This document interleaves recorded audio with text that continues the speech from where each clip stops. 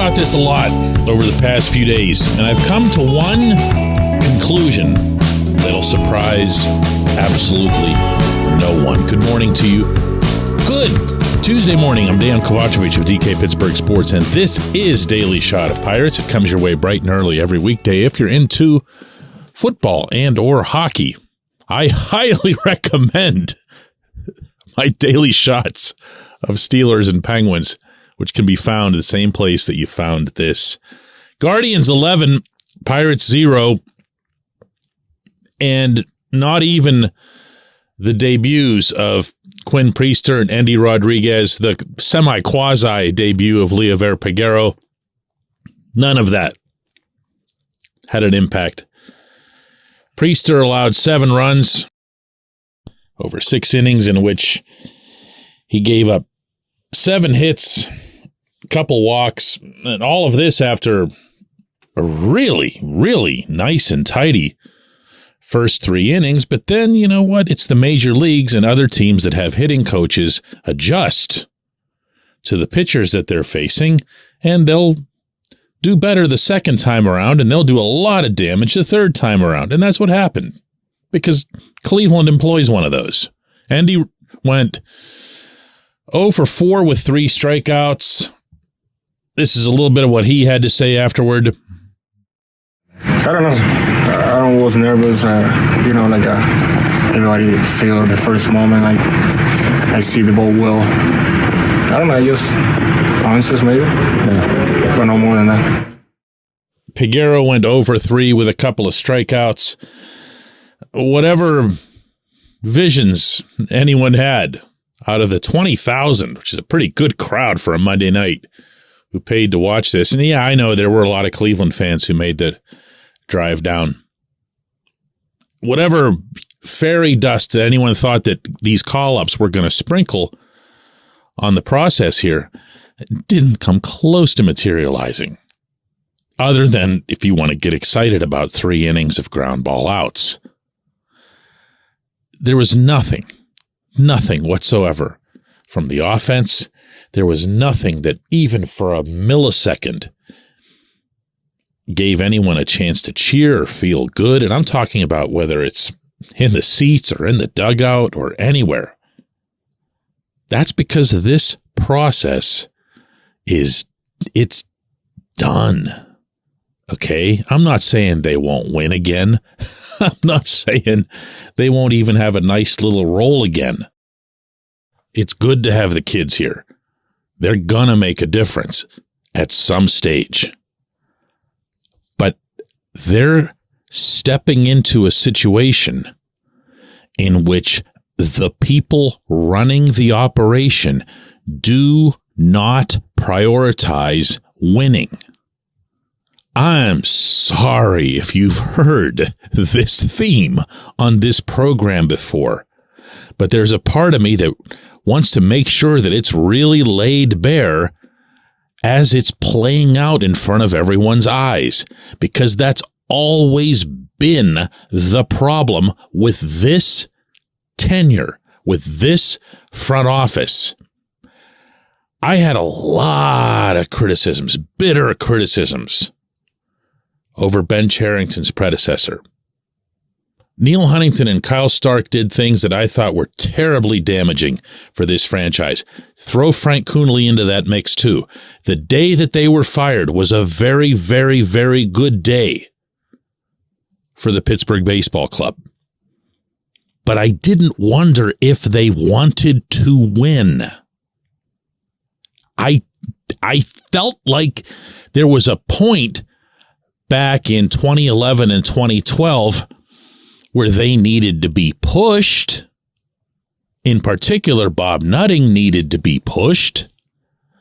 But when he got the push, he reacted.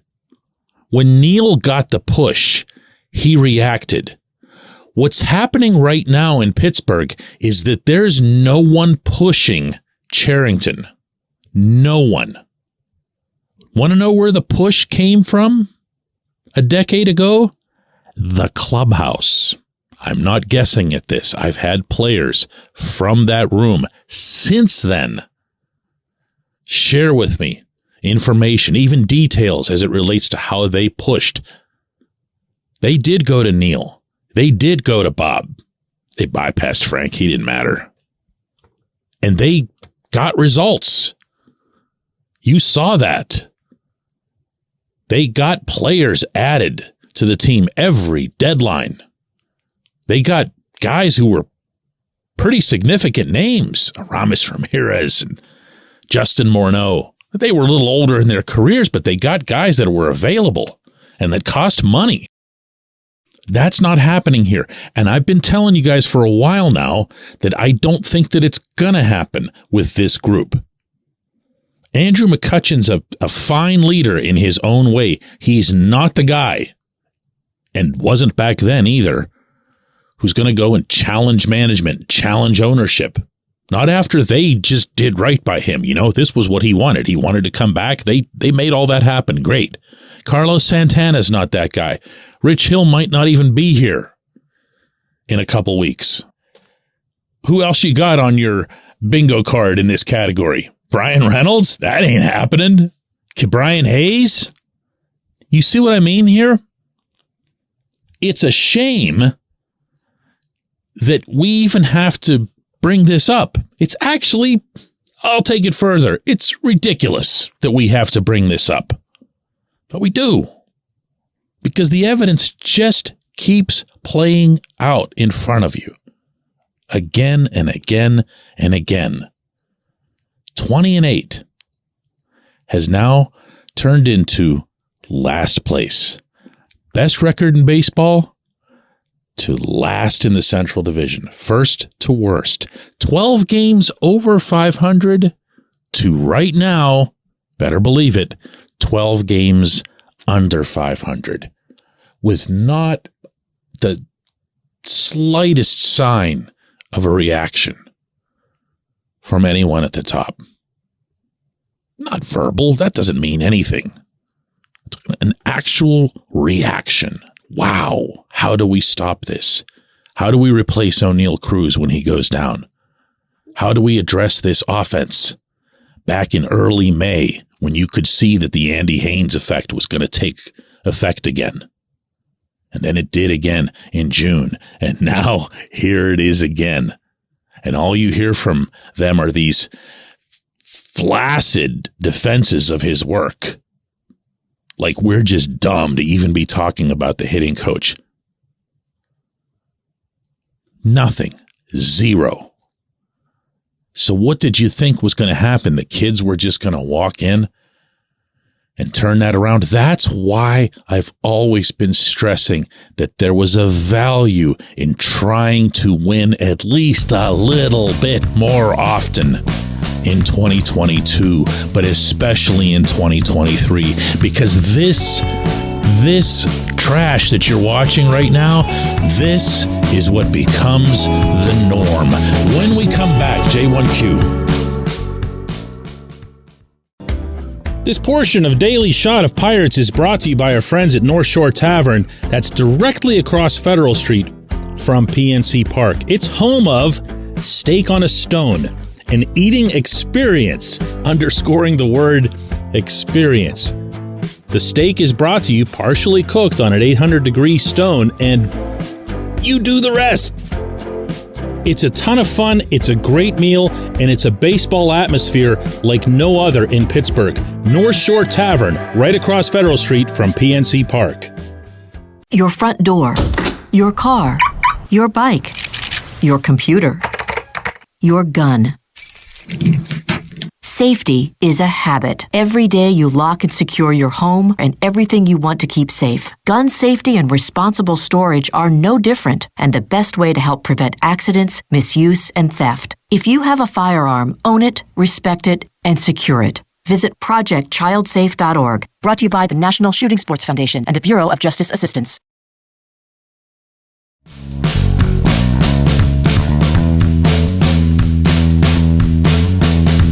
Today's J1Q comes from Frank, who says, DK, the body language at the plate for these guys is pathetic.